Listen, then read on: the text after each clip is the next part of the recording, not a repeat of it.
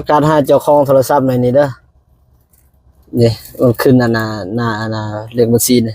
เก็บได้อยู่หน้าโชคทวีดอนนูนเด้อเดี๋ยวค่อยจะไปฝากไว้อยู่นำเคาน์เตอร์เขาเจ้าเด้อเพราะว่าค่อยบ่สร้างเจ้าเมืองเอาเมืองกับฟัดอยู่ไกลอีกอยู่ทางงอนนั่นน่ะหน้าโชคทวีทางงอน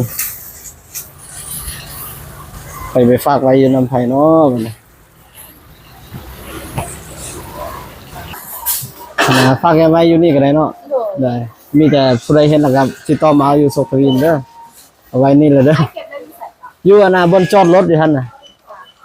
เจอมีแต่เขาจะโทรมาแหละเขาจะมาอยู่นี่กันแจ้งลงทุนให้ไอ้เก็บเงินจะบอกให้เก็บเมื่อกี้นี่ให้เก็บอะไรเมื่อกี้อยู่ข้างรถเลยนะแค่จะรถไปเยอะมาฝากไว้นี่เด้อแม่นบนจอดรถเลยแม่นเลยโอเคฝากเลยเด้อ